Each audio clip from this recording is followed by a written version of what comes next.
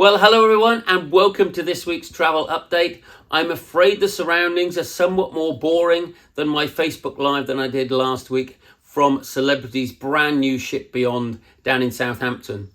I can't not start the update by talking about it. I was so blown away with the experience on board. The ship looks stunning, but also the food and the service was also absolutely top notch. Probably the biggest compliment I can pay is a lot of travel agents on there that had never been on a cruise holiday were all saying, do you know what? I can see myself doing this for my summer holiday.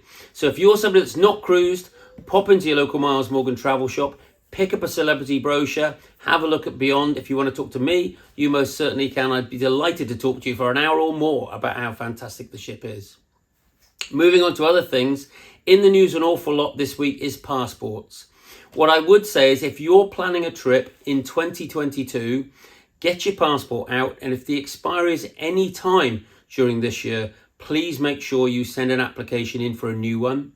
There are also some questions about the validity of them and how long, because some of them actually last for more than 10 years because of when they were due to expire when your application went in. If you're in any way uncertain, if you book with us, pop into your local shop, even take your passport in and just get it checked. And that just takes one element of stress out from having a wonderful holiday. So just do that. But please get your applications in early because things are somewhat slow in the passport office at the moment. Other bits of really good news. I mentioned about a lot of the restrictions lifting across Europe. I'm delighted to say this week we have now seen Portugal get rid of the PLF, passenger locator form, that tricky little form that you had to fill in. So we're now in the situation, if you're fully vaccinated, if you want to go to the main destinations this summer, whether it's Spain, whether it's Greece, whether it's Portugal, there are no forms to fill in whatsoever. You just need to show your vaccination certificate. It is that easy. Other things about the news opening up from COVID.